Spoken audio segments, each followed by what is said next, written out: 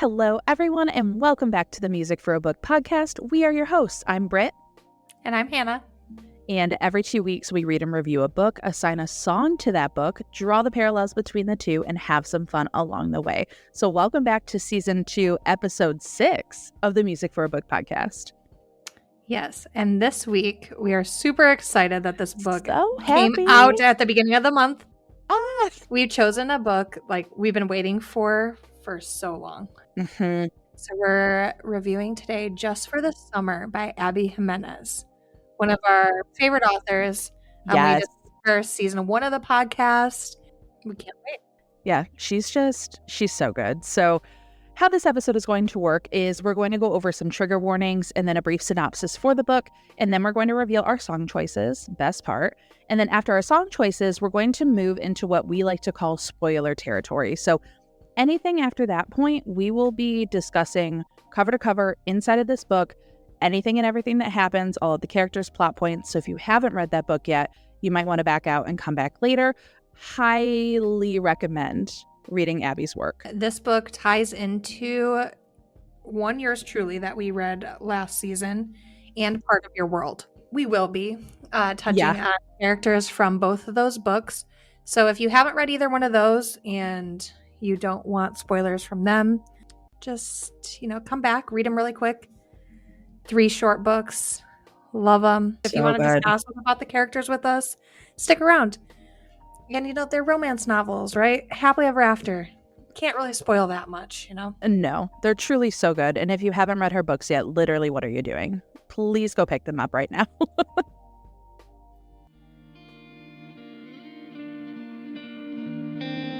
Dear reader,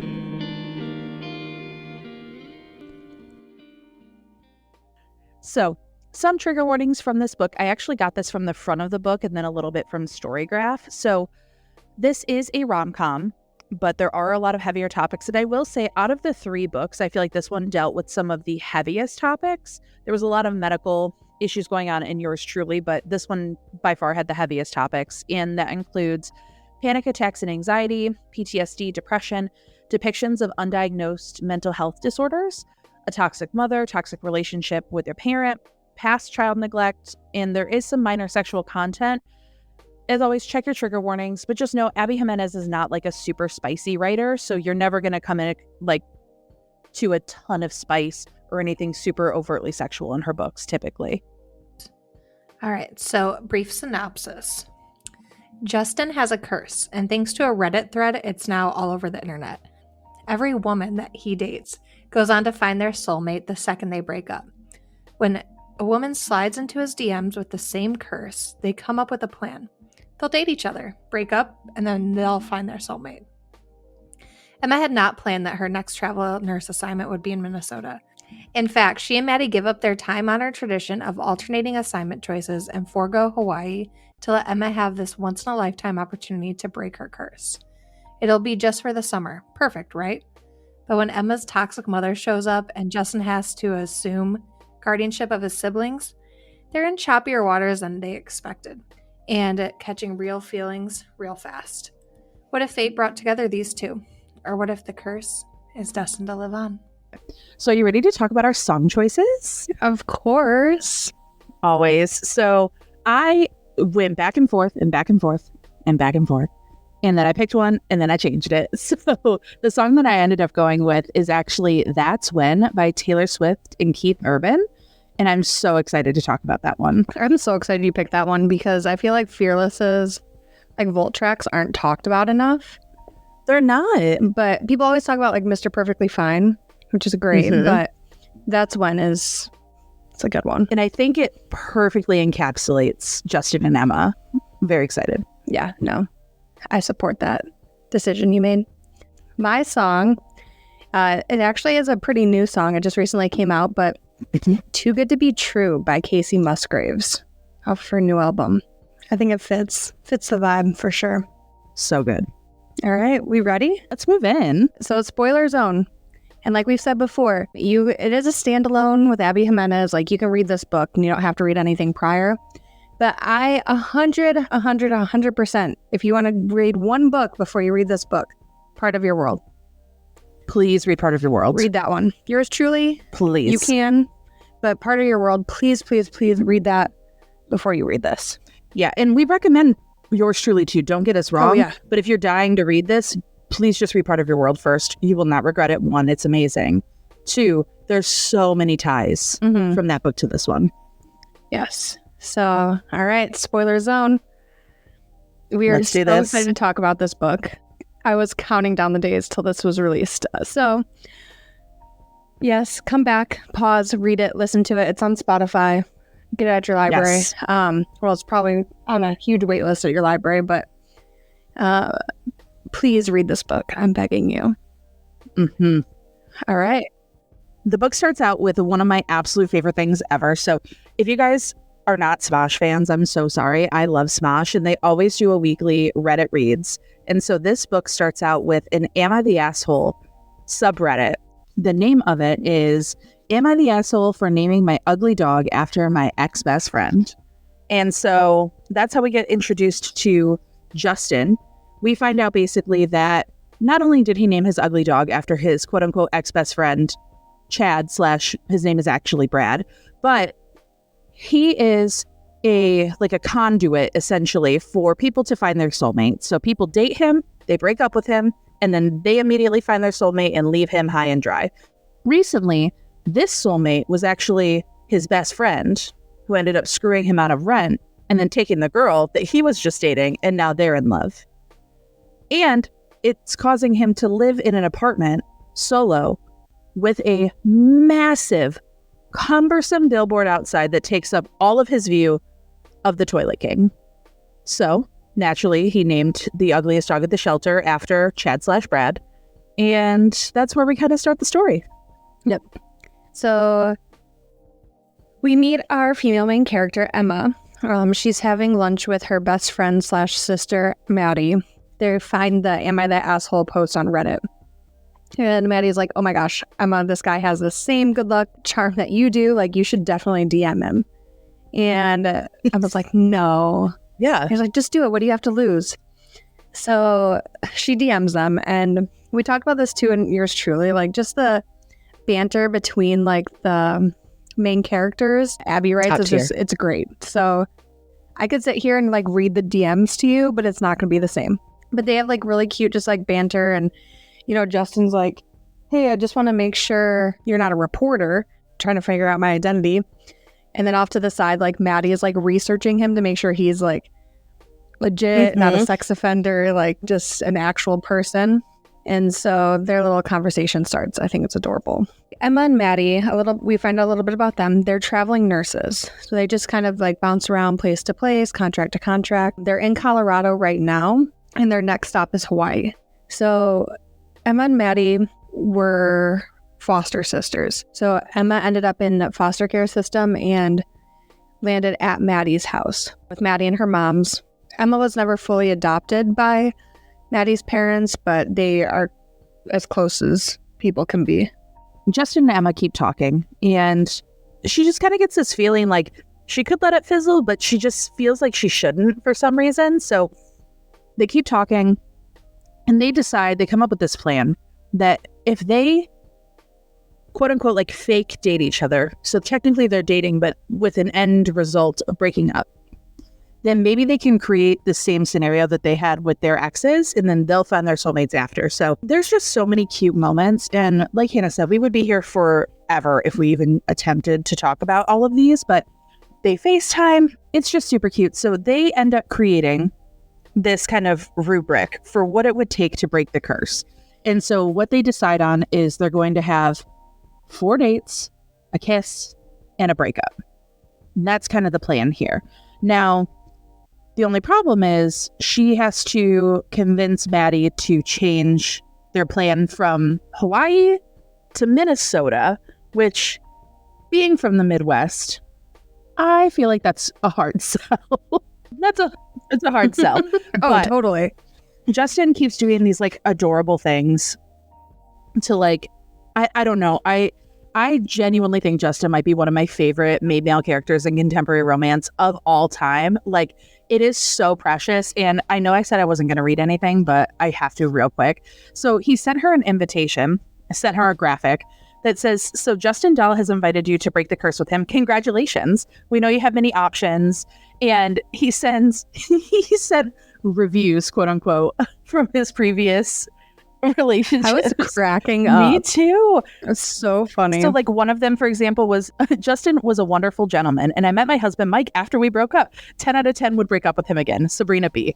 And that's just how all of them are. And I really feel like, I don't know. I know Emma says it in the book a ton, but it's true. It's that definition of if he wanted to, he would. And this is why men written by women are superior to everything. Mm-hmm. Like, I used to think Jacob was like top tier male contemporary romance. And then Daniel came along. Yep. And then Justin came along. Justin, I'm like, you know, the joke about like J names, you know, never date a J name. Mm-hmm. But Justin is the exception. Absolutely. And Jacob, For but sure. like Jacob too. Justin's, But yeah. I'm sorry, you guys. I loved Jacob until I read Justin. Yep. So 100%. And so we do in these early chapters too find out a little bit about Justin's home life. Mm-hmm. So Justin has 3 younger siblings who are still in school. Well, Chelsea is almost going to be in kindergarten. Mm-hmm. And then Alex and Sarah are in middle and high school. We find out that Justin's father died a few years ago, Mm-hmm. which Maddie actually also found out when she was doing her internet stalking of Justin. Yep. And that his mom is actually going to jail. Yes. So Justin is taking custody of his younger siblings so they don't have to uproot their life while she's in prison for 6 years. Mm-hmm. And Emma successfully actually convinces Maddie Yeah. I mean, that could you imagine? Like, it's like, all right, Hawaii, like it's her turn to pick. Mm-hmm. They're in Colorado right now, right? Yep. They get looking forward to Hawaii, like nice sunny beaches, Hawaii, and your best friend is like, hey, we're going to Minnesota. We're going to Lake Minnetonka. That's where we're going. And that, like, Yeah. And Maddie's like, this isn't even in our top 25. Not even in our top probably 40 states. she does pull rank though, and she's like, you made me live in a rank ass trailer park in Utah. We're not doing this again. I'm taking it back. And I just love that Maddie kind of realizes that Justin is also a selling point in this, because she's never ever seen Emma do this for a guy. So there must be like something. She says it's for the curse, but like she knows Emma too well to know that there has to be a connection beyond anything that she's experienced before for this to be real. Yeah. And so Maddie is like, all right, you convinced me also on the hospital, the hospital that they're going to. And that cool Airbnb, apparently it's on an island. Mm-hmm. Fast forward, and they end up in Minnesota. As they're like driving, they get settled into their house. They're like, oh, we need to go get food. And they come across a Toilet King bench. Mm-hmm. And I was like, we have to stop. And he's like, okay, whatever. Yeah. And then Emma texts Justin, like, how many fingers should I hold up? And then has Maddie like take a picture of her in front of the Toilet King billboard with those fingers. And then like Justin immediately calls her and is like, you're here? Yeah. Like he just like Justin. I'm so obsessed with it. Like he's just so cute. Like he's just so excited. You guys, I'm just gonna apologize in advance. We're probably gonna be so overly excited. We're both gonna cry, guaranteed. No, Yeah. like If you drink, I would say you can probably get really drunk if you take a shot every time we say cute. you might get alcohol poisoning, but it's fine. Yeah. So maybe don't do that. But, maybe like, A sip. I don't know. Do a sip instead of a just- shot.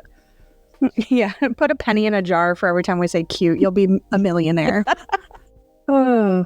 Anyway. So Justin is so excited. They make plans to see each other the next day. Yeah. And the plans too, he sends her, of course, naturally, he sends her a survey about the date, obsessed. And it's literally like a multiple choice, like preference for the date, like time of day, activities that they're interested in, her food preferences, the fanciness level of attire she wants to wear, the preferred greeting. One of them is my absolute favorite. It's a Victorian greeting, which in parentheses just says small curtsy with a slight nod. And I feel like I would pick that one just to like be a Just troll. for fun. Yeah. Oh, definitely. Yep. Like just to have fun with it for sure. Yeah. And then like preferred method of transportation, and he sends her a full invite. It's just the cutest fucking thing. Here I go again. Here I go again. We also get introduced to another character. We sure do. We get introduced to Miss Amber. Mm-hmm. Now, this is where I said if you read part... So, Brittany did not read Part of Your World before this originally. I did. Yes. So, as soon as Amber was introduced, I was yelling at my book. Yes. Like, not Amber, not this Amber, no way. Yeah. And so I read Part of Your World right after I read this, and immediately I was like, are you shitting me right now? Yeah, because that would be interesting to, like, read it backwards, too. Yeah. You know, like, knowing what happens and, like, how these characters have developed. Yep. So just a few notes about Amber. It's Emma's mom. Maddie does not like her at all. Can't stand her. Likens her, I think, to, like, black mold that she just keeps coming back, like, and unwanted. That checks out, honestly. Right? Amber was a single mom. Emma does, like, worry and care about her mom. But, like, sometimes she goes, like, months without hearing from her or knowing where she's at. And if she does call up, it's like because she needs something, money or just something, never really to kind of check to see how Emma's doing. Yeah. It's usually like something that Amber wants. Yep. So this phone call, Amber's in Boston. She found Emma's old stuffed animal Stuffy and is like, oh, let me mail it to you. So Emma gives her like the address that they're staying at. And so she can mail it to her. And so Maddie too, like, because Maddie hates Amber. She's like, we should figure out who your dad is or if you have any other relatives. So she does buy Emma a DNA kit and to try to like figure that out. Yep. We don't really talk about that till later, but she did get it now. Yeah. And one thing to note about their living situation as well is that because they're on an island, their Airbnb, the only way they can get to it is via a rusty old pontoon boat that is uncovered. And it's not like Minnesota is like beautiful year round either. No. Like, yeah, it's probably nice in the summer, but it's like similar to Michigan where like you have rain, you have weather. We have 4 seasons in one day. Quite literally. Yeah. This pontoon just does not. It's not conducive. It sounds miserable. It sounds miserable. They can't DoorDash. They can't order groceries. If they order groceries, it has to be sent to like this main house. So their renter has a main house. We'll talk about who their renter is in a little bit here. But they have this big ass mansion with a giant ass yacht. And then he leaves them a rusted out pontoon. And I love like Maria. So she's a housekeeper for like the main house. She's like, and Mr. doesn't care. You can, you know, bang it up all you want. And like Maddie is not a very good driver and crashes into the dock a lot. All right. So we've arrived at date number 1. We have. When Justin sees Emma for the first time, it's so cute. I'd have to read part of it because Please do. Why not? It is precious. So it's just funny because like too, like, you know, Maddie almost crashes and then like we get Justin's point of view, right? The moment he sees Emma. Literally, it just talks about how the world slipped into slow motion. My brain took a screenshot. I felt the moment freeze and save. She was beautiful. He talks about too, because all these people have met their soulmate after him, right? And like kind of describe the feeling. Yep. He says he couldn't even will his legs to walk to meet her. He wasn't standing by his car waiting for his date. He was in the middle of a road watching the headlights of a Mack truck coming right at him.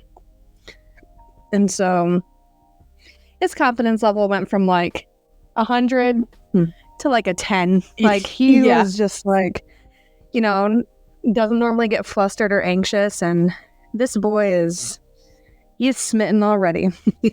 And I think it's adorable. But Justin remembers like her Starbucks order and like has it waiting for her in the car. Which like, again, he is just so incredibly thoughtful. And I just, it's precious. I know as they were leaving too, also, because Maddie is a real one. She's that real friend that will keep it 100 every time. She did like the universal, like drag the finger across the throat to say like, I'll kill you if anything goes wrong to Justin. Yeah, like if you mess with her, you're done. You're dead. And honestly, I believe her. Oh, definitely. And I think Justin does too, because he like asks Emma later on, like, has Maddie ever killed somebody? Like, Justin's already freaking nervous, right? After everything. Yeah. For their date, he ends up taking her to his friend Benny's girlfriend's house. They live together. So Benny and Jane. And if you read yours truly, you will know Benny because he is Bree's younger brother. Jane was Jacob's sister, right? Mm-hmm. Yeah. So Precious. Yeah, they're all J's, right? All J's, all across. And so takes her to the house because she fosters kittens and to just hang out and play with cats. And it's so freaking cute. I can't. I need to stop cute. Cute is no longer in my vocabulary. I'm erasing it from this moment on. It's done. It's adorable. So like while they're playing with kittens, right? They kind of like talk, and throughout the whole date, they kind of open up and like talk about different things. Yeah. They ask like, oh, like, is there a food you don't like? And Emma says she doesn't like carrots, but she tells them the story of why she doesn't like carrots, which is actually like really sad. Mm-hmm. And so she was left home alone at like 8 years old with like $20 to like try to feed herself. And once that $20 ran out, all she had to eat were, she found carrots in the backyard of her neighbors. And so like lived off carrots. Who knows where Amber was at this time? She was just gone. Yeah. She could have been a flight attendant or in jail. Who knows? And so Emma thought she was like dying because she turned orange because she ate so many carrots. Yeah. And so the neighbors like panicked, called CPS. Fast forward, right? Mm-hmm. And she went in the foster system. But that's why she doesn't like carrots, which I don't blame her. Correct. I don't blame her. It kind of goes back to that trauma. Yeah. And this is where too Justin immediately feels kind of defensive over her and has this like protective kind of innate quality about Emma. And he's just like, this is fucked up. Like, this is crazy.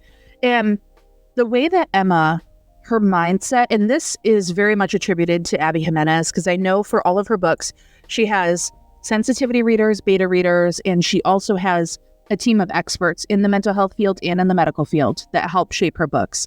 But she drops, if you guys have read any of her other stuff, these kind of nuggets. Like, for example, in yours truly, I believe it was, we should be harmless to each other. And in this book, it is, in a world where you can choose anger or empathy, always choose empathy. And she leads with this kind of statement that Amber had her when she was a teen.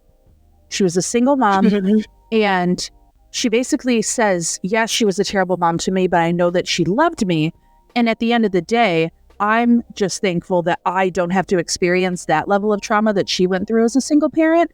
Now, we find out that Amber is quite literally one of the biggest pieces of shit we've ever experienced. But for her to be able to still endure all of that, and for her to always choose empathy, it starts to shape Justin's mindset toward his own familial trauma that's going on right now with his mom getting ready to go to jail, taking on custody of his siblings, things like that.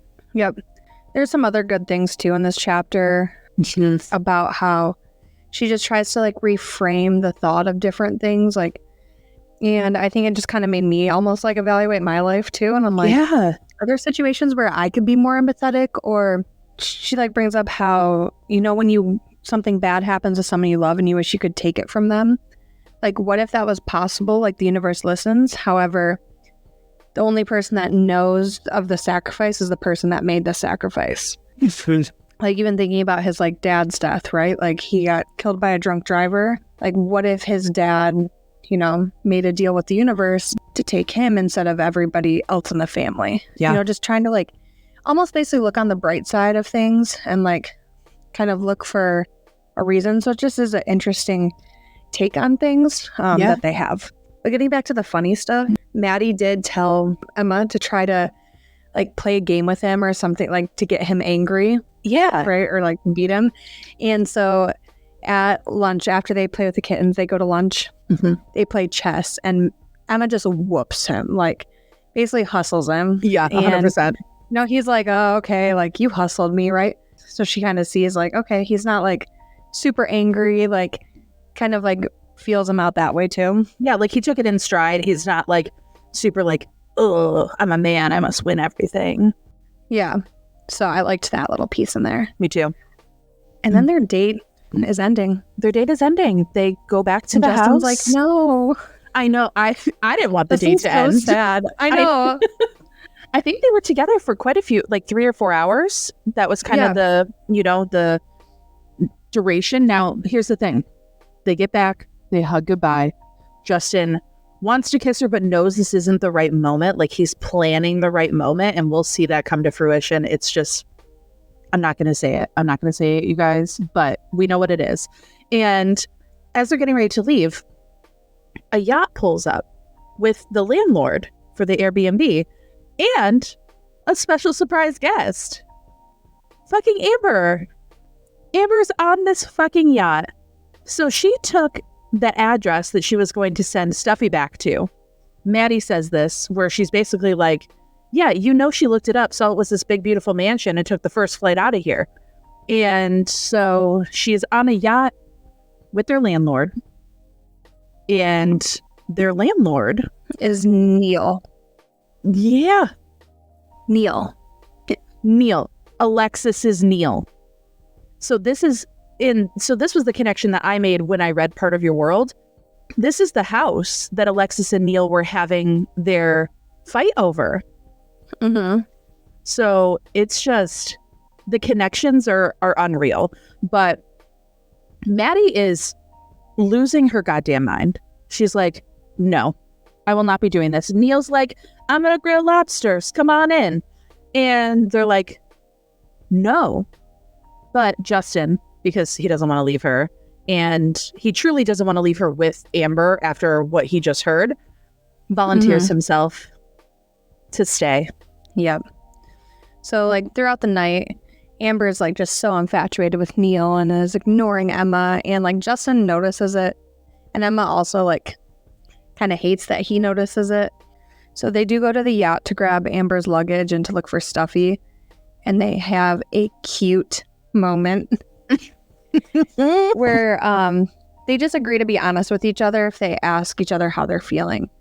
So they kind of, like, both share their thoughts, and it's like just like a stream of consciousness about, basically, they're both having a good time. Like, just too long, didn't read. They're basically having a great time together. Yes. Justin, like, admits that he's, like, nervous, and he like wants to kiss. Like, I don't know. It's just some nice little thoughts that they have. Yeah. Then they kind of talk about Amber again, and that's when Emma's like, you know, I hate that you notice that my mom's ignoring me, and that there's two types of relationships that Amber gets in. Ones that ruins her life, and ones that ruin their life. Justin's like, which one do you think this is going to be? He's like, ruining their life. Like, ruining Neil's life.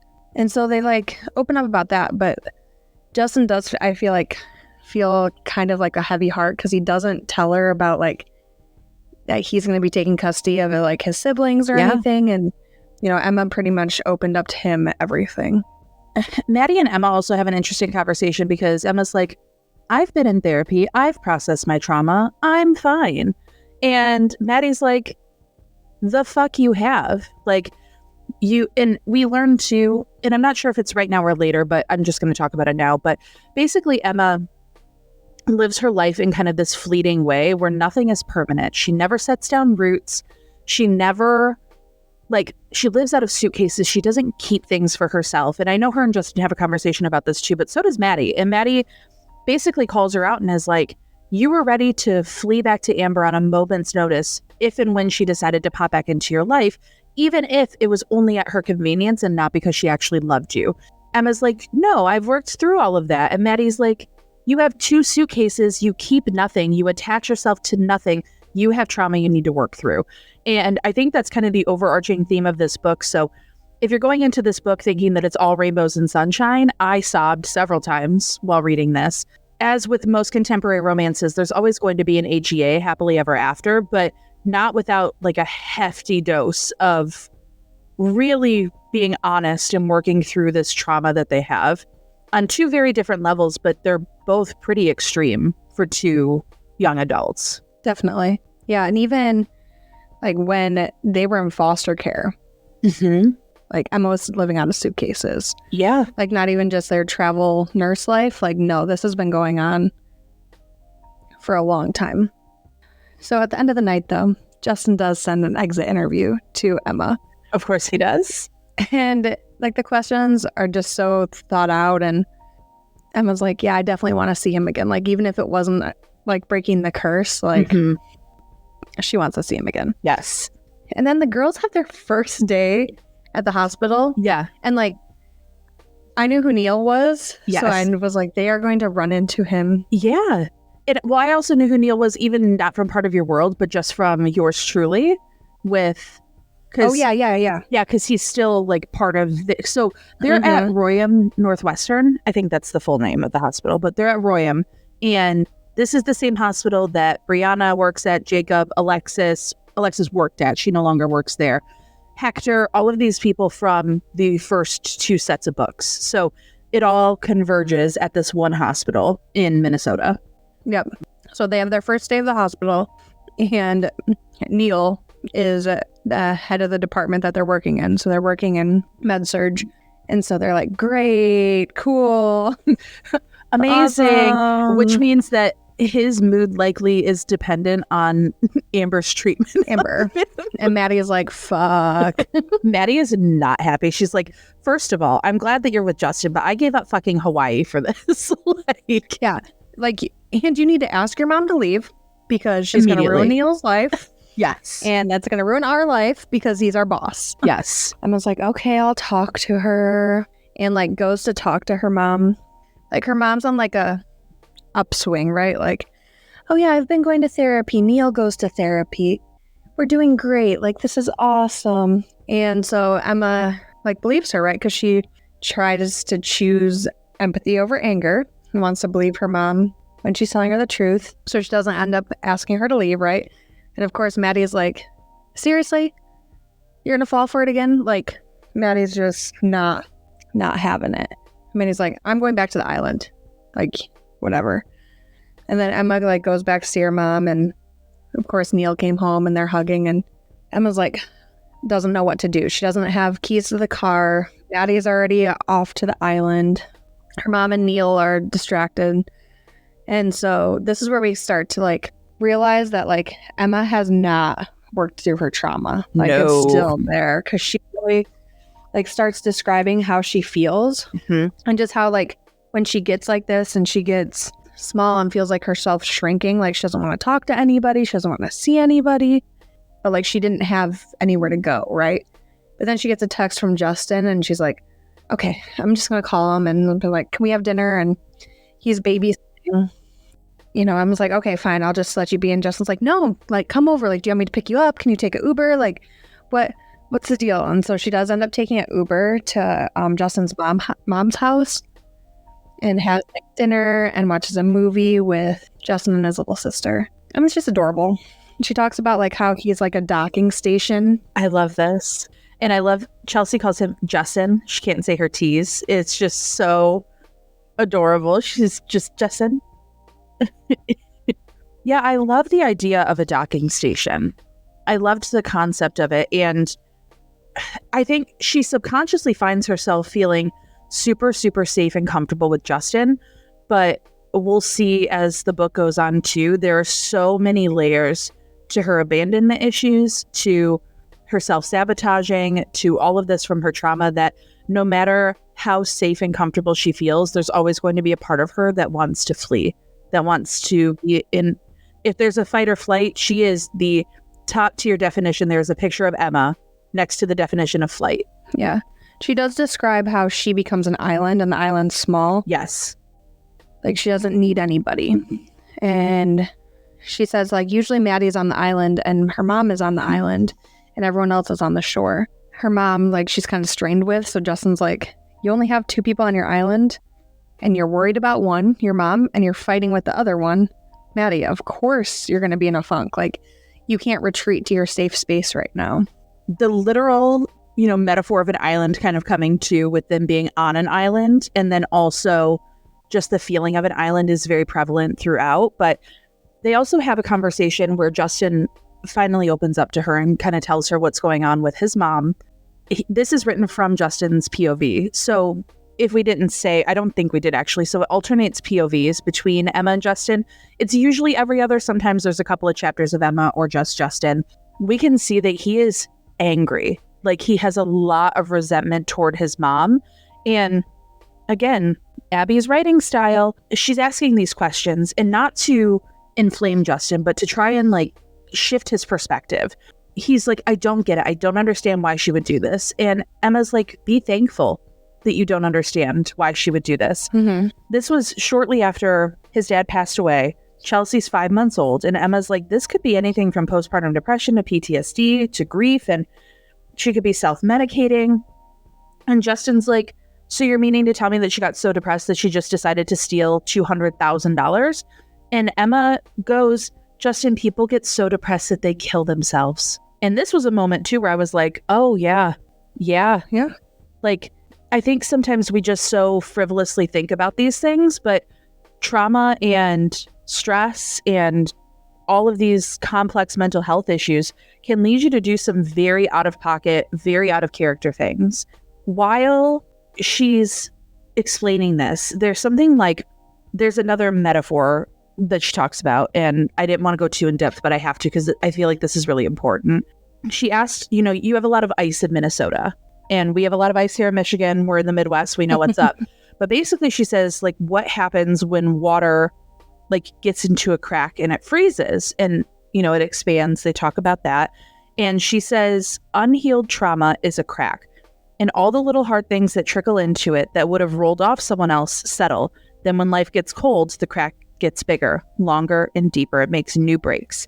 And you don't know how broken she was or what she was trying to do to fill those cracks. So in this metaphor comes back up for Emma's life, even herself later. But I think that that's a really incredible way to look at it because we just don't know what's going on under the surface of things. And those cracks can lay dormant for a while, but as soon as something fills them up and they splinter and they become bigger, it's not an excuse for bad behavior is what she says, but ultimately it can be the reason, the motivator behind these things. So I don't know. I'm going to stop rambling now because if I could talk about this for hours, but it's just the way that she handles this is just unreal to me. Like, I can't say enough good things about this book, truly. Yeah, I mean, this book made me want to, it got me back into therapy, which I think is great. Mm-hmm. Just because, too, like, it is such a great metaphor for it. And it kind of goes back to, like, the choose empathy over anger. Just try to understand where somebody's coming from. Yeah. Before you, like, jump to a conclusion. So, like, yeah, his mom did a really fucked up thing. Mm-hmm. Took the kids to, like, what, Disney World or whatever. Yeah. You know, with this money. But you know, she'd never dealt with like a lot of things that she was going through, and that's how she was trying to cope. So yeah, it's a very interesting way. But Alex, the older sibling, comes home and Justin's like, peace, this is what's going on with your sisters, bye. And takes Emma home. Like he drops her off, they almost kiss. Mm-hmm. But of course Amber is like, hey, you guys want to go to goat yoga on Saturday? It's like yoga with baby goats. And then it just made me think of like Daniel with the baby goat in the pajamas. I love the baby goat. Yeah. So I love that little tie-in, you know, whatever. Mm-hmm. So of course, thanks Amber. You know, they don't kiss and we move on to date number 2. Yep. And so this is when like Maddie's like, he is literally the definition of if he wanted to, he would. Like Justin is that. If I had to like describe him, that's it right there. Yeah. If he wanted to, he would. Absolutely. Now, but Emma's struggling though, because she has a hard line of not dating anyone with kids. And they're not his kids. And she's like, but he will be a single parent to these kids during this time frame. Yeah. And so date number 2, Justin takes her antique shopping in one of the little towns. And they just have a cute time, like going through and like, oh, should I buy this for you? Should I buy this for you? And like kissing each other on the cheek. Like it's just definitely not a curse breaking date. Like this is a legit date. Yeah. Like they like each other. Mm-hmm. But Justin gets a call from his mom's best friend, Lee, who is drunk off her ass. And Lee is, I don't think we said this, but so Brad, the best friend that the dog's named after, like they grew up together, Brad and Justin, and their moms are best friends. So Justin gets a call and Leah's like, oh, I forgot you were on a date. Okay, we'll try something else. I don't know. And they're like cracking up. And Justin's like, well, can you Uber and Lyft? And she's like, no, we've been banned. We've been banned. Banned from both. And Justin's like, they've been banned from both? And Emma's like, if it's an emergency, like we can go. It's okay. But Emma has like, one of the reasons why Justin doesn't want to go is because Emma's like, I don't want to meet your parents. Yeah. Like, I don't want to meet your parents. But Emma's like, now I'm invested. I have to know why they got banned from Lyft and Uber. Like, duh. Absolutely. what? Like, these are grown up women. Like, why are they getting banned? So they go pick up Christine and Lee. Yep. The little two drunk ladies. They're so drunk. Emma, the ever-loving nurse that is extra prepared, has a snack bag for them, ready to go. They're in the car, and these two grown women are absolutely just rambunctious. They're so loud. They can't stop laughing. This is the reason that they are shit-faced, because Christine never gets drunk. This is her last night before she actually goes to prison. So they were having one last wild and out. And here's the thing. They were like, we got to know. How did you get banned? How did you get banned? And I feel like this story was meant for me. If anyone knows anything about me, I fucking love raccoons, you guys. I fucking love raccoons. So when I read this, and what happened was, it was Christine's fault. Lee says, they said we would have, the babies would have died. And they were like, what happened? They found baby raccoons. The mama coon was dead in the street, R.I.P. Christine's like, I can't leave them. So she pokes around, catches the raccoons, puts them in her purse, and they're like, oh, we'll take them to a wildlife rehabilitation center in the morning, right before you go to jail. It's fine. And they get in the Uber, and one of the baby raccoons jumps out and jumps onto the driver. So unfortunately, he pulls over, kicks them out. So they have baby raccoons drunk off their asses, and now they're banned from Uber. So they call Lyft, because Christine, they alternate whoever called the next one. So, they did on a different account. They thought that they would stay calm, but they didn't. And they were like, what's happening?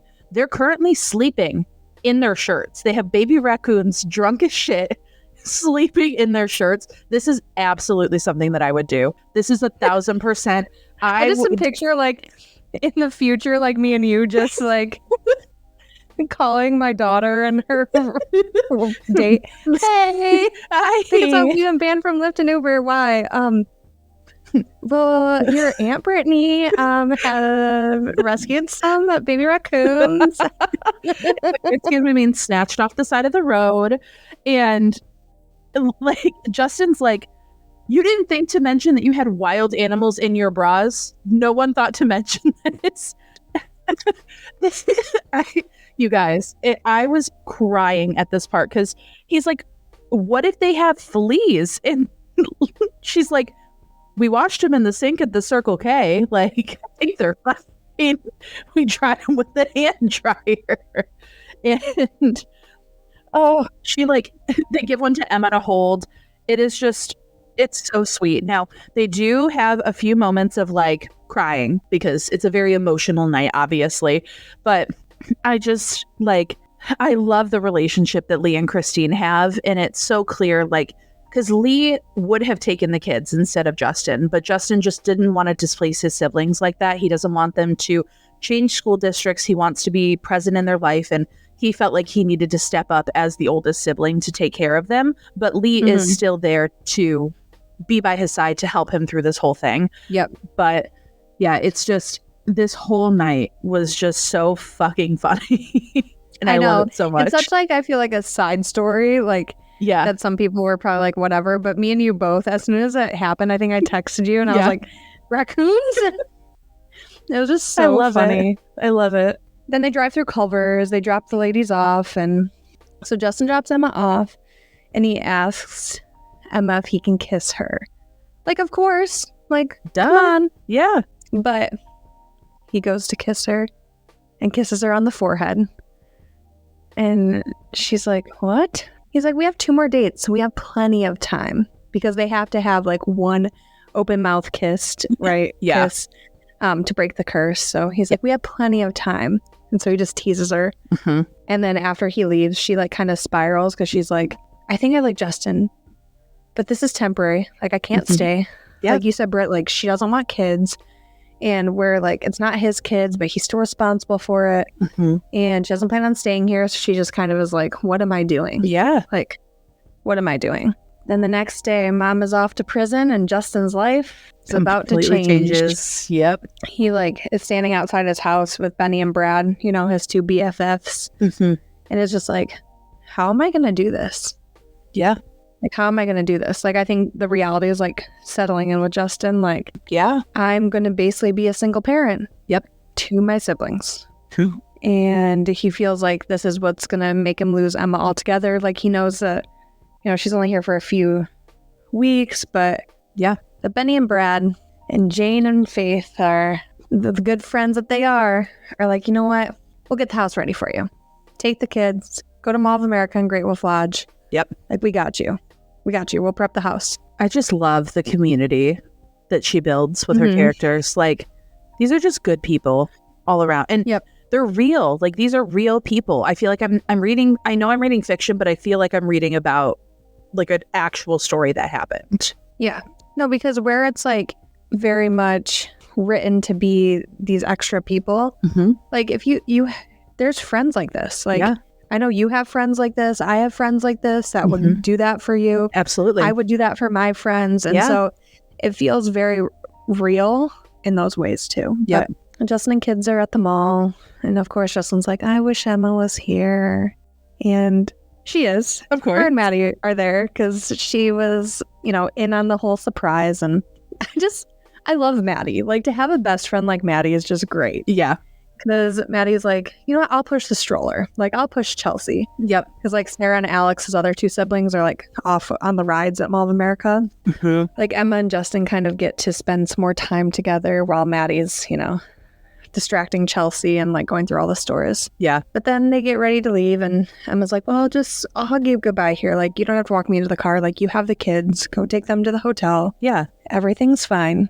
And then Maddie, little mastermind Maddie, in the car, and she's just like, that guy's fucking in love with you. Like, do you see that? Like, yep. And I was like, yeah, I guess I like him, but just it wouldn't work. It wouldn't work. And Maddie's like, come on, when's the wedding? Yeah. And basically calls him the one for Emma. And Emma's in denial, no, this is just for the summer, And then Justin calls and is like, Maddie forgot her purse in a bag. And Emma's like, okay, of course you did. Right? Of course you forgot it, Maddie. And she's like, what? Right. Innocent mistake. It wasn't me. Right? And so they go to the hotel, and Maddie's like, get out of the car. And Emma's like, well, Justin is just going to come to the window and drop it off. And Maddie's tells her, get out of the fucking car. Get out. And so she gets out, then she drives away. Yep. And Justin comes out with a purse and is like, where's Maddie going? And then it happens. But it's strategic because Justin is the best. It's so cute. I said it again. I don't even care at this point. Basically, they kiss, and Emma says that her legs lost their bones. She melted. And she was like, the description that she has is parallel to the description that Justin had when he first saw her. She said, I hadn't even seen it coming, and then suddenly it was everything and all there was. The headlights of a truck so close and fast, it's all you can see before it hits you. I'm just obsessed with this. And so he kisses her. She's obsessed. Her brain is going foggy, and then he pulls away and stops. And he's like, that's all you get. And she's like, what do you mean, forehead ma'am? What do you mean? And he said, because I said so and no means no. And I know he's doing it so sassily. He gave her another forehead kiss. He said, call Maddie. I'll see you next week. She's like, the kiss doesn't count. The curse, it has to be open mouth. And Justin's like, oh, I know. I'm aware. And she's like, what's your strategy, Justin? Do you want to make me beg? And he's like, would you? Because it might actually help. Just their little, we haven't even touched on their banter, at all. Top tier. So good. Yes. And I like too, the next chapter is so short, but just how it ends with Justin. He's like, I was in an uncomfortable hotel bed at the water park. My mom went to prison today, and I officially took custody of my 3 siblings. And I still smiled myself to sleep. I know. don't you dare start. No, because you know what? Miss Amber comes back into the book here. Fucking Amber. So they're back at work, and it's almost like a week later. Maddie kind of like teases Emma for still like thinking about the kiss. Like, it must be a really good kiss. Yeah. If you're still thinking about it, and if you think that he rejected you even though it was a kiss. And then Amber shows up to bring Neil lunch at the hospital. Amber is upset because apparently nobody at the hospital knows about her. And like, if Neil has a girlfriend, shouldn't everybody know? And I was like, he doesn't talk about you. And Emma's like trying to cover it up, like, well, he doesn't talk to the nurses. I bet the other doctors know all about you. Totally. So Maddie is like annoyed. She's like, why is Amber here for Neil and not Yeah. you? You know, what the heck? She doesn't do shit for you. And Emma does like think to herself, like, I am an afterthought to my mom, and starts to kind of feel herself getting small and, you know, like looks away. And then all of a sudden she hears, hi, Justin. Justin and Chelsea show up after Amber leaves to bring Emma and Maddie lunch. He packed Maddie a lunch too. And it's vegetarian because he remembered that. Adorable. And I just love the contrast between like Amber and Justin too, like when it comes to like Emma's life, right? Yeah. Amber, who Emma's like trying to be a priority. Yeah. And Amber's just not having it. And then Justin is like making her a priority, and she's starting to realize it, but also kind of not acknowledging that she could, you know, have that piece that she wants from Amber with Justin. Yeah. After work, all Emma can think about is talking to Justin. She just wants to talk about Justin, wants to talk to him, just like, you know, adorable. Yeah. So Justin and Emma do FaceTime that night, and Justin asks her to come over. It's like 10 o'clock, but he's like, you know, you can come over and then come back before you have to leave for work in the morning. She's like, okay, yeah, I can. And then thunder strikes, and she realizes she can't go. She does not want to take the boat out in a thunderstorm, which I don't blame her. But then we go to date number 3. Yeah. And I can't believe they only have 4 dates. Like, if I was like Emma or Justin, I'd be so sad, like, to already be on date number 3. Yeah. So date number 3, we don't see it every time, but definitely a questionnaire every time, right? There has to be. Naturally. And so this one, they have to wear matching Toilet King shirts. Yes. One of the big things is she wants to see the view in person from his old apartment. So they see the billboard from his apartment, and she's like, you know, the view would be really nice if the billboard wasn't here. Yeah. He's like, yeah, don't remind me. Benny and Brad left like an air mattress in his apartment for naps. And she's like, okay, yeah, for naps, you know. And like later she's like, I hope we end up back there. Yep. So they go on a little walk, and it just so happens to be the walk that Justin was on the first time they FaceTimed, when he was trying to sell Minnesota to her. So yes, it's like a cute little nature walk with a bridge, waterfall. Originally on their call too, there was like a proposal, and I was like, public proposals are too much. Like, they're just too awkward. Like, yeah. And so they talk about that. But so they're going on their walk. Then of course Justin gets a call, because Of course he does. it wouldn't be one of their dates without a lovely interruption. And that's real life too. Like, now he has 3 kids. Like, that's real. Yep. And this call is so glamorous, so romantic, right? But the kids have lice, or somebody at the school has lice. So they have to get them all checked for lice. You know, Justin's like, hey, do you want to come with me? And she's like, how romantic. And he's basically like, I'll show you romantic. And then gets down on one knee. And it's like, Emma, will you spend the rest of your evening with me? And she's like, stop. And like, people will come up and like congratulate them and like, you know, think that they got engaged and everything, which is funny. So they go back to the house. I'll check each other for lice. And I thought this moment was really, really sweet, because Justin has his 3 siblings. Alex and Chelsea, you know, the oldest and youngest, like, love him. And Sarah's like, what, 12, 13. So she's, just in that early preteen stage, just doesn't want anything to do with him. Yep. Justin doesn't understand, she lets Emma check her for lice and just says like some cute things to him, cute things to Emma, like that her brother really likes her. And Emma actually convinced Justin to let Sarah dye her hair. And Sarah like freaks out, like so is excited, so happy, so excited, like, oh my gosh, my best friend's gonna be so jealous. And just kind of wins over Sarah in a different way. And I think with like their mom going to prison and just having that like female figure probably to look up to too means a lot to Sarah. Yeah. So I thought that was adorable. Yeah.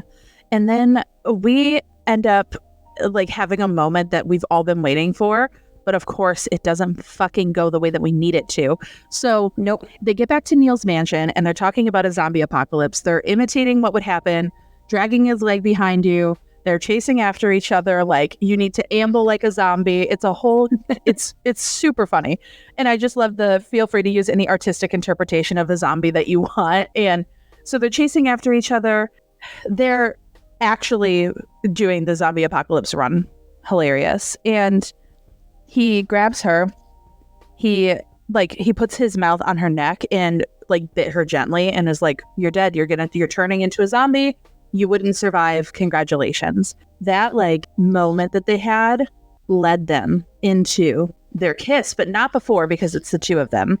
Just one of those like, oh, you can always kiss me while you wait for Maddie to come up with the boat. And she's like, it won't count if I kiss you. And he says, if you only want to kiss me to check a box, it's better that we don't.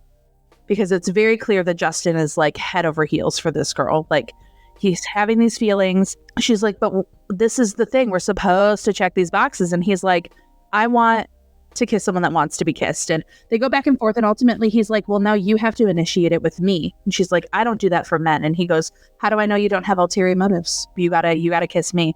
So they do end up kissing. And it is very intense, very passionate. And it definitely would have led to them sleeping together if it weren't for the fact that Emma stops and says, you're okay with casual sex, right? And of course not. No, he's Like, fucking this in love man with is her. in love with her. Like, of course he's not going to be like, sure, yeah, casual. I can do that. No. Like, he has a heart of gold. Like, He fake proposed to her to get her to delice his family on a bridge. Like, and this, my heart shattered into a billion fucking pieces at this point. because I'm just like, Emma, what are you doing? Like, I know. What are you doing? And I think that's something like, as I was sitting there and I was so mad at her and I was so like, Emma, how do you not see it? I still understood her motives because of how well written she is. Like, even if I didn't agree with them, even if it pissed me the fuck off, I understood why she did that and why she was pushing him away.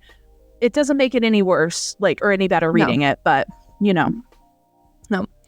And of course, they're interrupted again by Amber. Naturally. Amber, like, storms out of the house, throws something of glass. It's like one of Neil's awards or whatever, shatters it all over the garage, the driveway, wherever they're at. Yep. Neil comes out and Emma's like, oh my gosh, he's going to hit her. Like, he's not going to let her get away with this. And then Neil just ends up like hugging Amber and Emma's like, oh, that's weird. Okay. Yeah. Neil's like, hey, Emma, do you think you can take your mom in to get cleaned up? Because she has like glass in her foot. She's just a mess, right? Amber's just a hot mess. So Emma does go in the main house with Amber and, Maddie shows up because they were waiting for Maddie to pick her up at the pontoon, Takes its merry old time to get across the lake. Yep. So Maddie shows up and looks at Justin and is like, where's Emma?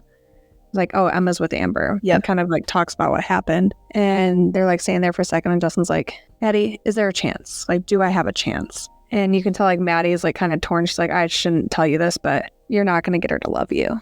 And just, I got in before the doors closed and Maddie leaves him with, telling him like, I hope the curse is real. So after this, you are able to find your soulmate. Yep. You're able to be happy. And that just broke my heart too. Because like, I know. You can definitely tell that Maddie wants it to work out, but she also knows her best friend and knows that it's going to take a lot. And it's so hard too, because immediately Emma ends up retreating and gets small, gets on her island. And the problem is Neil and Amber go away to Mexico to make up for this outburst that she had. and Maddie is off to her parents' house for their anniversary. So she's on an island, quite literally in her head and physically by herself. Her and Justin keep it very minimal. For, per their dating breakup requirements, they had to text at least once a day, so they kept that up. But then Emma gets super sick, like violently, deathly ill. She can't really leave the house. She is dying. She thinks it's norovirus. She doesn't know what to do. She's puking her guts up. She can't even keep water down. It's, a day and a half of this, and Justin calls her like again and again when she says that she's sick. She finally answers and is like, I'm sick, I'm dying. She just says, Justin, I'm so sick. No, don't call an ambulance. I don't know, I can't. And then silence. And there's like a chirping from the fire alarm or from the fire detector. She's going crazy. So Justin obviously drops everything, runs out the door. Problem. Neil is in Mexico. The yacht is docked. The keys are in a safe. Maria can't access it. The pontoon is at the island. There's no way to get over there except by way of a rainbow unicorn floaty and a paddle that he takes from the boathouse. And he, again, if he wanted to, he would. He paddled his way via fucking unicorn to go rescue Emma. Everything is locked. He can't get in through the window. He kicks the door down. This man, and granted, the house is dilapidated. Like, it does not take much, but like, no, it's busted now. So he gets his ass over there, finds her, and he's like, we got to get you some help. She's like, I don't want to go to the hospital. He doesn't want to transport her to the hospital. It's fine. However, he knows some doctors. So who does he call? Bree and Jacob calls them to the island. Yeah, and so they help her. Like, Emma kind of wakes up and is like, who is this strange man in my room? Yeah. Did I call 911? Like, she's like very confused, but yes. Bree and Jacob come in, save the day, just like the great people that they are. Yep. Emma tells Justin, like, you don't have to stay. Like, I'm better now. Yes. That's so good. And Emma tells Justin, like, you don't have to stay. Like, I'll be better now. Like, I don't want you to get sick. Then she goes back to sleep. And then she wakes up at 3 a.m., like, to charge her phone and get a glass of water or something. And she walks out and, like, expects, like, even though she told Justin not to stay, she kind of wanted him to. But she doesn't see him on the couch or in Maddie's room. So she's like, oh, maybe he left. Then when she's walking back in her bedroom, he sees her laying on the bench in her room because he just wanted to be close to her. I know. So when she like sees Justin, she realizes like she did miss him, and she tells herself Justin was on the island, not the real one, the one in her soul, which I just thought was such a good healing moment and like the right steps for Emma. Yes. Like allowing somebody else to be on that island, like kind of wanting them there, and scared her to have that realization. But yeah, Justin gets sick too. Poor guy. I just felt lovey-dovey. We love it. So they end up staying in the cabin on the island for a few days because Maddie is not back yet.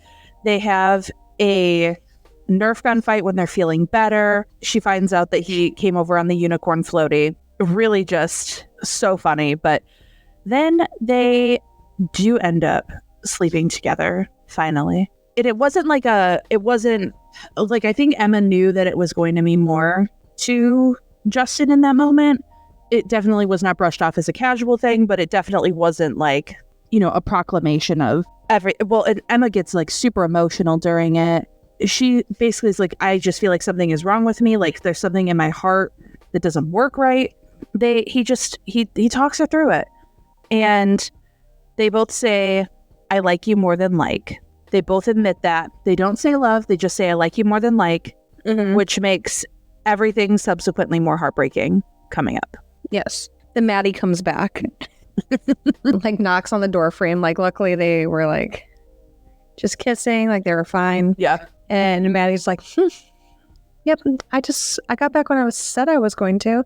And then she's like, I'll let you guys get dressed. And then like leaves. Like, Maddie's definitely like very proud, right? Because Maddie's rooting for them. Yeah. Even though she knows that like Emma has her, her trauma and everything to work through. Like, Yep. she's definitely rooting for her and Justin. Yeah. But then when like Emma and Justin kind of part ways, Justin's like, I'll call you. And she's like, no, I'll call you. And is just very kind of like, sure. And Justin's like, okay. Like, I think it like kind of goes back to like her comment about like just being casual, like kind of sinks in his mind. And he's like, okay, like he'll give her her space again because he doesn't want to mess it up. But then she does call him and says, we'll try it. I'll stay. Yeah. And is standing outside his house with an umbrella in the rain. I love them so much. So they extend their contract another 6 weeks. Yep. Emma starts staying over at Justin's. It tries to like sneak in at night and sneak out in the morning to like avoid the kids. And the kids are like, yeah, we know. Like, well, first I thought they were going to say something else, but they were like, you guys laugh a lot and you laugh really loud. And I was like, oh, thank God it's just laugh. I know.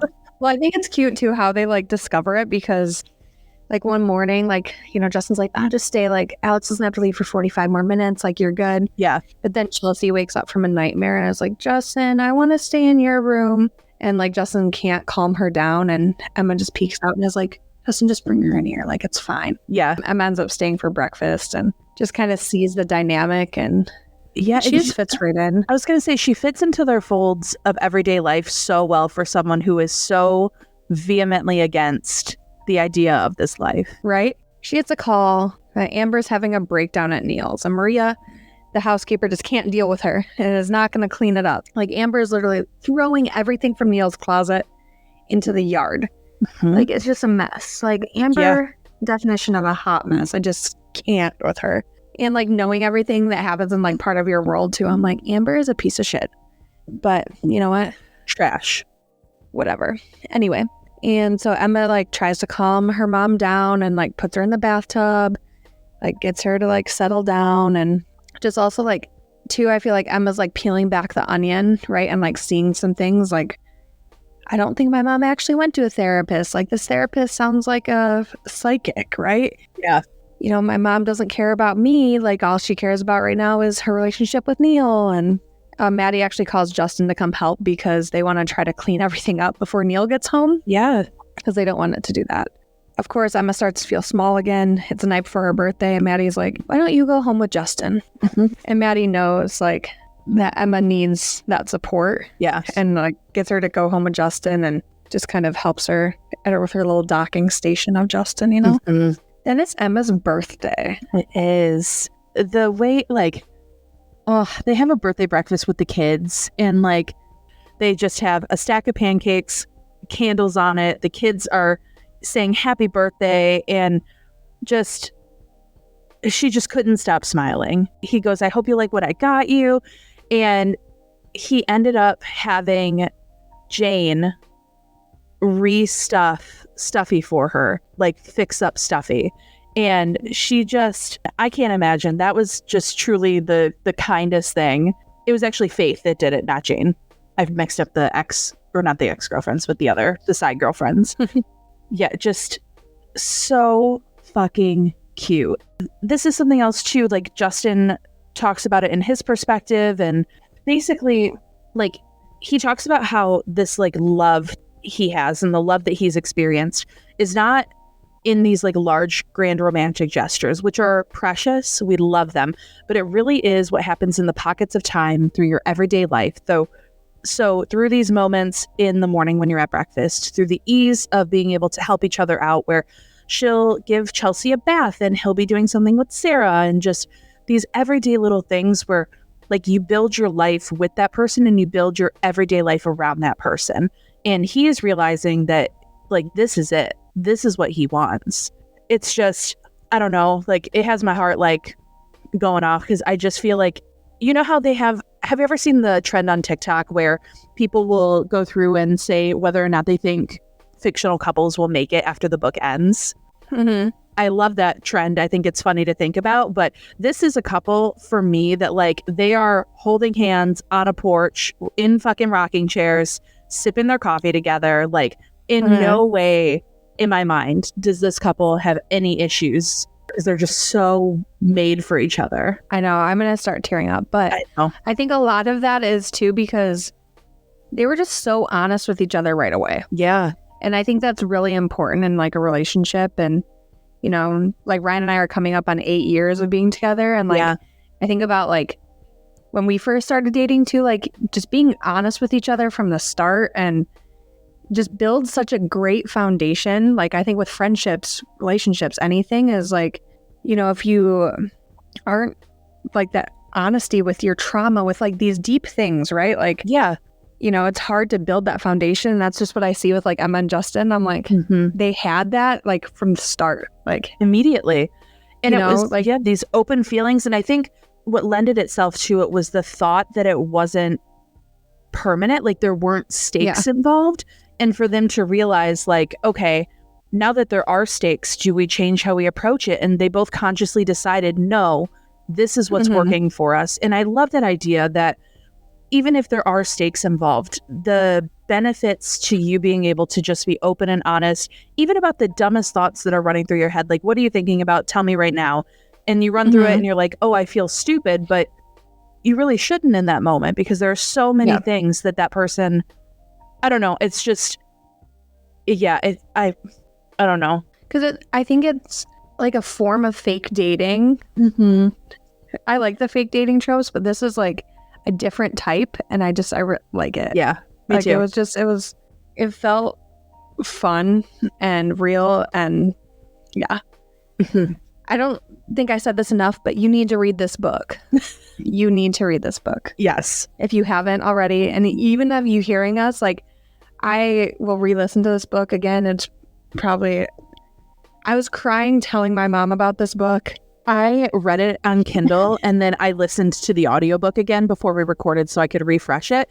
And I knew what was happening. And I was literally weeping to myself. Like, it's just, I cannot express how beautifully Abby Jimenez writes real people in real situations. And I told Hannah at the beginning of this podcast when we started that I was not a romance girly, and here the fuck I am.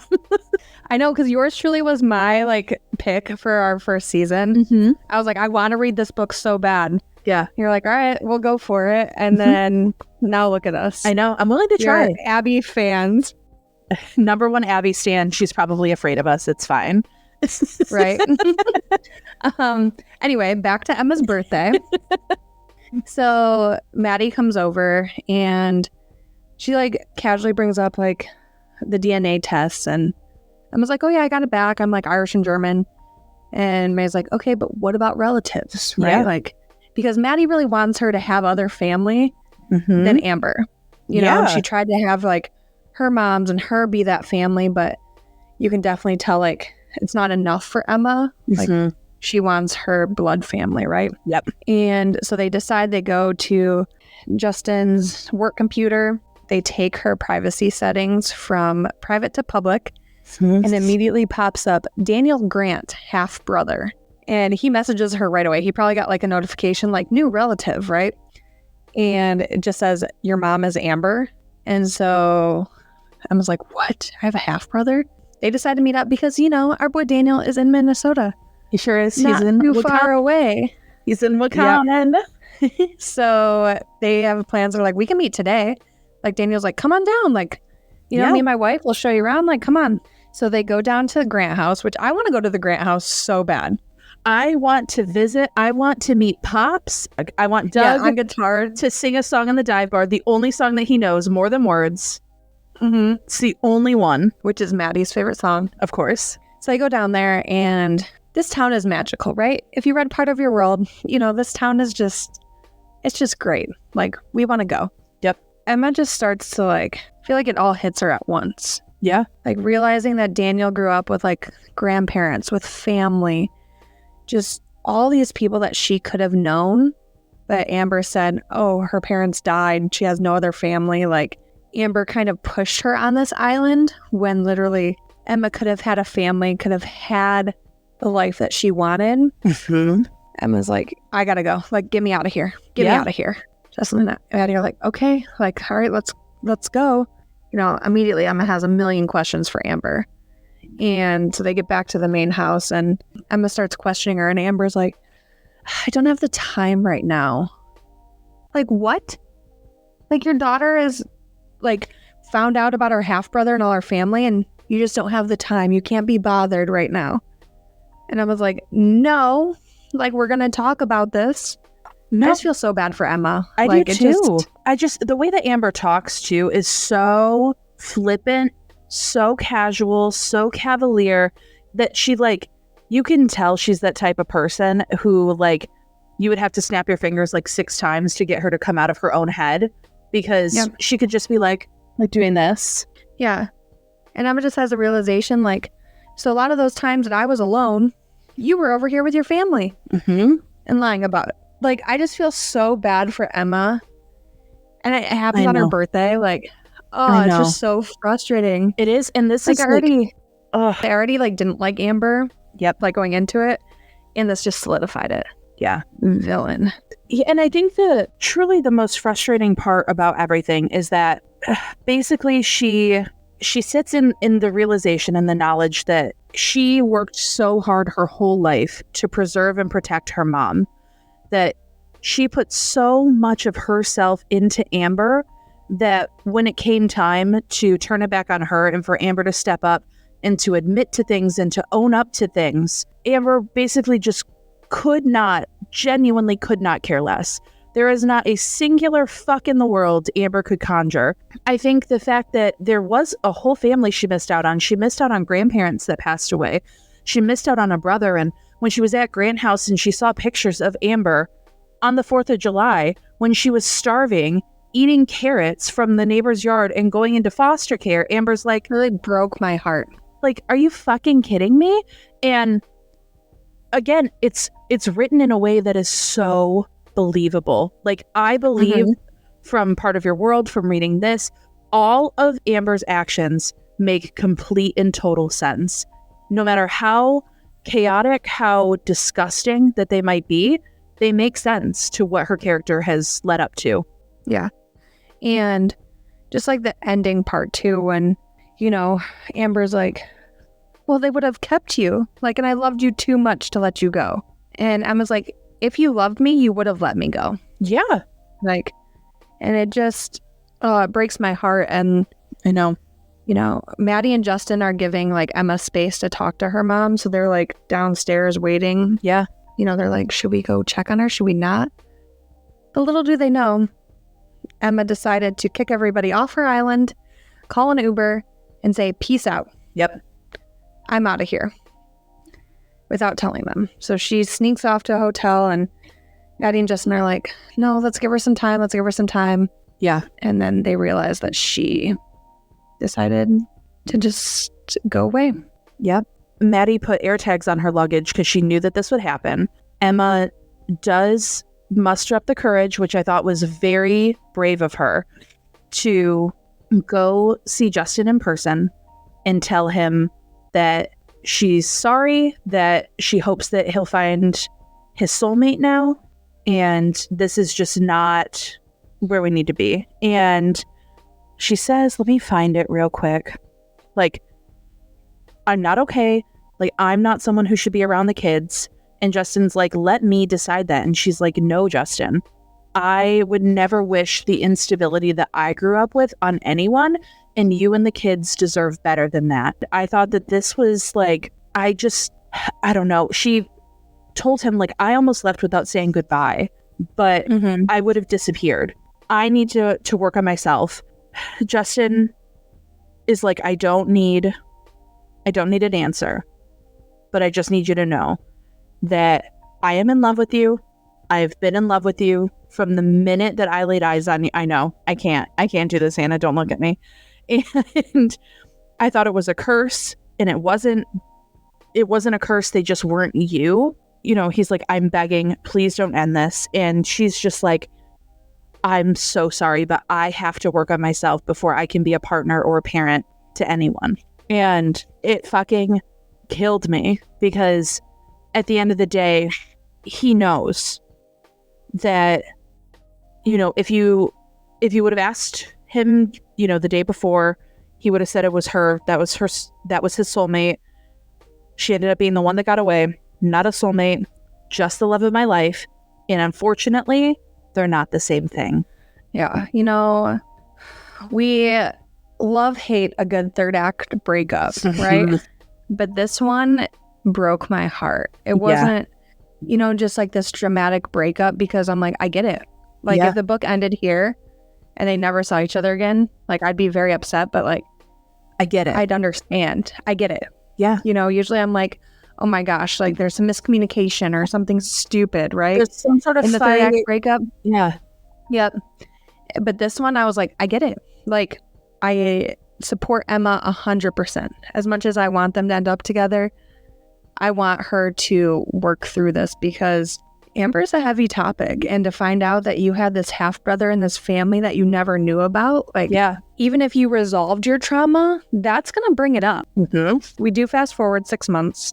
Emma and Maddie are living their life At the Grant house. Yes. They like find a routine there. They are able to get a job at Alexis's clinic since she opened the clinic there. Maddie is dating Doug. I'm obsessed. I know. I love that. Emma's able to really kind of work through her trauma. And one thing Maddie said to her too is to get her to kind of go with her is like, I'm picking the next 2 places, like, and you have to trust me.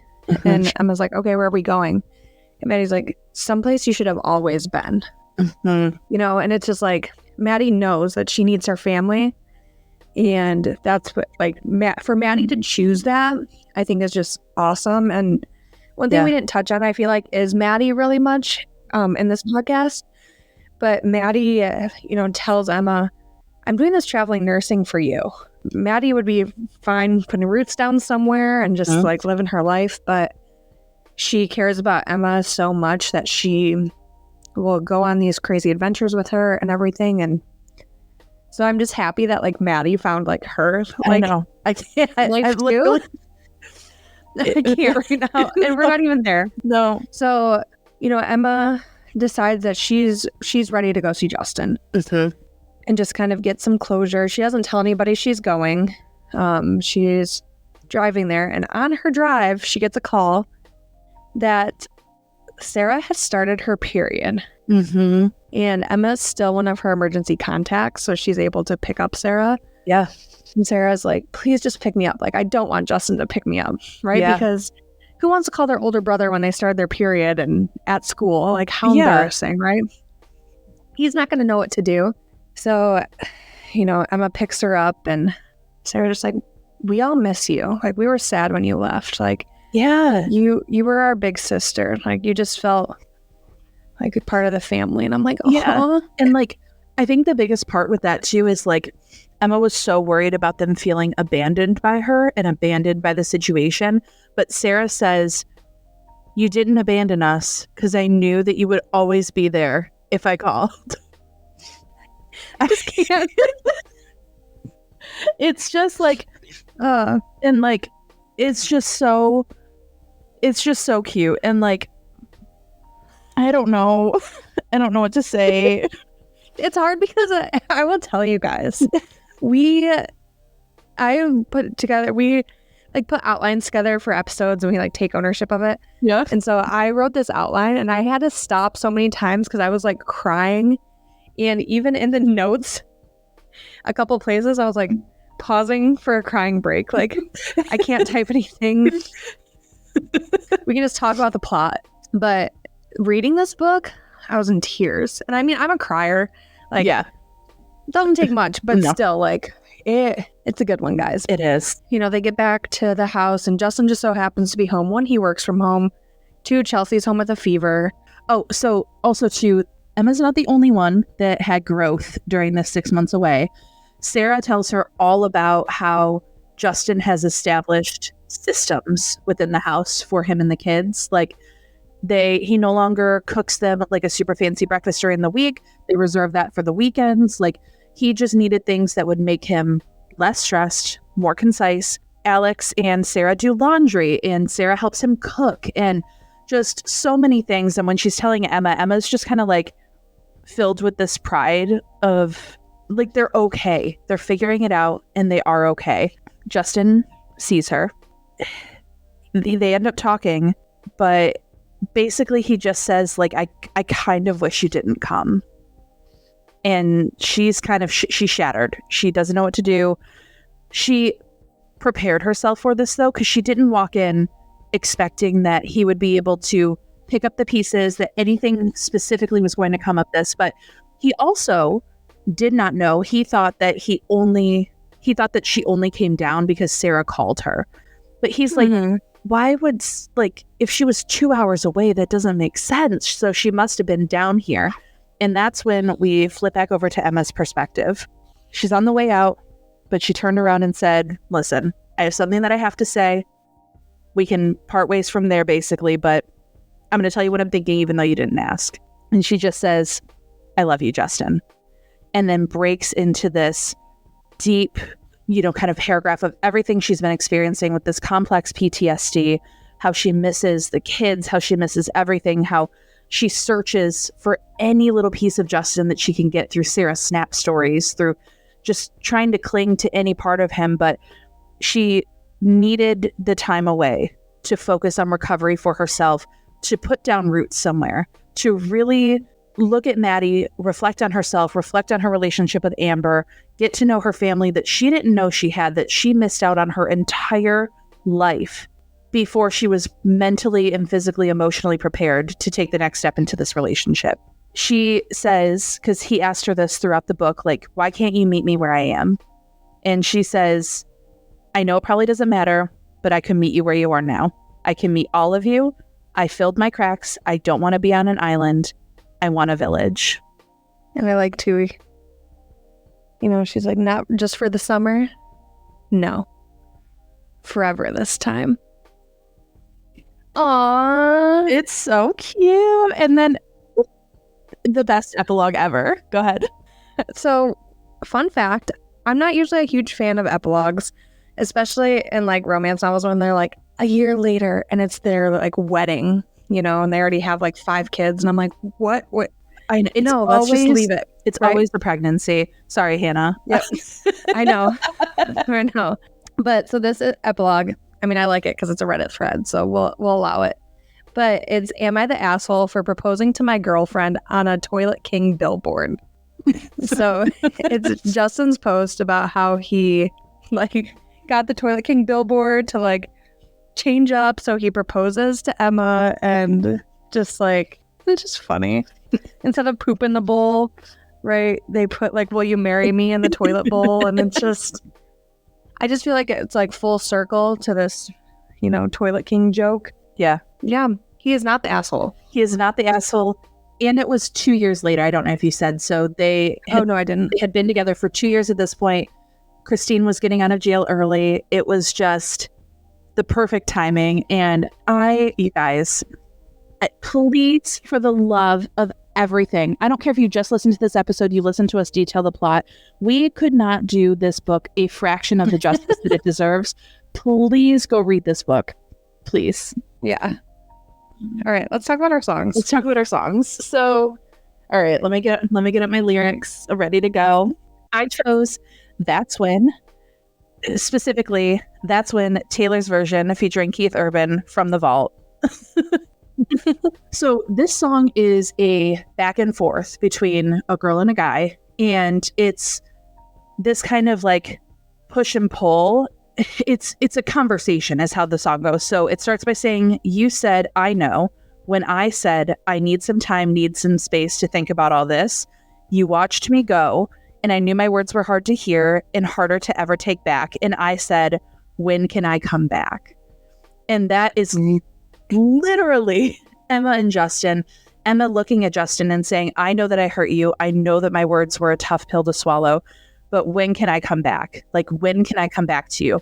I'm going to take my time to heal. I'm going to take some space. I'm going to think about everything. And the chorus is, and you say, that's when I wake up in the morning, that's when it's sunny or storming, laughing when I'm crying. And that's when I'll be waiting at the front gate. That's when I see your face and I'll let you in, baby, that's when.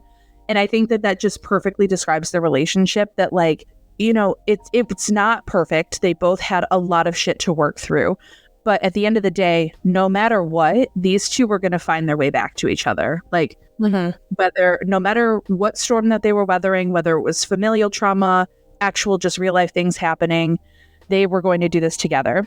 And so the next line is actually from Keith Urban's perspective, which was just, I said, I know when you said, I did you wrong, made mistakes, and put you through all this. So he's saying this to her, which I feel like encapsulates Justin and Emma just so perfectly.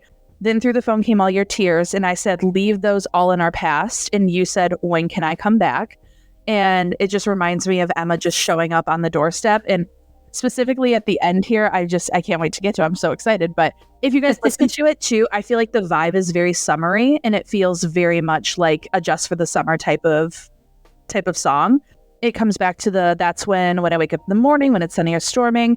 This little like bridge says, and you said, honestly, when you were gone, did you ever think of me? And it goes back into when I woke up in the morning, when it was sunny or storming, laughing when I was crying. And it said, and that's when you were waiting at the front gate. That's when I saw your face, you let me in. And baby, that's when. So it shifted from like, when it's sunny or storming, I'll let you in, to you did let me in. You were waiting at the front gate for me. At the end, it just says, when I'm laughing, when I'm crying, I'll be waiting at the front gate. That's when I miss you. That's when I want you. That's when I love you. That's when. I love this song so much. It's such a good song. It's very underrated. I feel a lot of people don't like it for some reason. I love it. And I just feel like this is truly the moment of this ending part of the relationship where like they know that they're going to hurt each other in this, but it's for the best and it's what they had to do. But at the end of the day, if they call each other up, if they're open and honest with their feelings and they say, you know, I want to come back, both of them would say, when? Come in. Yep. So and the fact that it was a duet with Keith Urban and Taylor Swift, I feel like that just made it like even better because we got both perspectives. Yeah, no, I love that song so much. So yeah, so good. I like it. So my song is by Casey Musgraves, Too Good to Be True. I'm going to probably end up reading the whole lyrics because I think it fits so perfectly from Emma's perspective, really. And it starts out just like, made some breakfast, made some love. This is what dreams are made of on a cloudy Monday morning. Just like those simple, like we talked about, those simple moments where you can feel that love, you know? Summer is gone and you're still here. For both of us, it's been a year, a tidal wave without warning. So, I mean, just for the summer's gone. Yep. And they're still together. But then like the chorus is, please don't make me regret opening up that part of myself that I've been scared to give again. Be good to me and I'll be good to you, but please don't be too good to be true. Which I feel like Emma, you know, talking to Justin, right? Yeah. Like she's opening up that part of her, but she doesn't want it to be too good to be true. Like she wants it to work, right? Yep. And later it's like, I'll admit that I'm in deep, that I don't know how else to be and I don't want to slow down. So just, you know, kind of explaining that piece of her. And it's a very simple lyric song, but No, it fits perfectly. It's perfect. And I can't even, once I decided on it, I could not think of anything else. Yeah. And again, the chorus, right? Just please don't make me regret opening up that part of myself that I've been scared to give again. Because she just talks about how she's like scared to open that part up, right? She gave it to Amber and she hasn't wanted to give it to anybody else. Yeah. You know, she's given it to Maddie, but Amber still has that big part, right? But then she's able to open up to Justin. You know, the song ends like, if this is what dreams are made of, please don't wake me up. Like, just, this is her life. And just listen to the song. I think it's a great little, great. I feel like they're both really good choices. Totally. But yeah. Two of my favorite songs. Yeah. But that's just for the summer. It's just for the summer. It's so good. It's so good. So we're going to talk about our final book ratings. Please go fucking read this book, please. So we rate Into the Moon and to Saturn because we are unique and special. And star systems just don't fit. But like, I'm not going to lie. Like I've never so easily given something 5 moons in my life. As soon as I read it, it was just like, and I feel like I'm sometimes harsh on romance. sometimes I'm like, oh, this was fun. But this was just like the perfect book to me. Like, it's fucking perfect. So I'm giving it 5 moons. No regrets. Everyone go read this, like, right now. Everyone. I just want everyone to know that this is a historic podcast moment. Yes. Because it might be the only one ever, but you guys are going to get my first 5 Saturn book. Yay! Okay, if you've been with us since the beginning, you know, a 4-star, 4.5 star is like excellent for me. Even a 3.5, like, Yeah. I would say go read it. If I'm giving something, I think I said star, but you guys get the deal. Yeah. If I'm giving something 5 Saturns, you better pick that book up. Yes. You better pick that book up. Oh, I was so Because- hoping it would be 5 for you. I had a feeling. We've been searching for Hannah's 5. We've been searching for it. I know, you know, I mean, I could sit on this for a while. It could change, but I don't think so. Yeah. I don't see it. I don't see it changing. So, yep, my first 5 Saturn book. Amazing.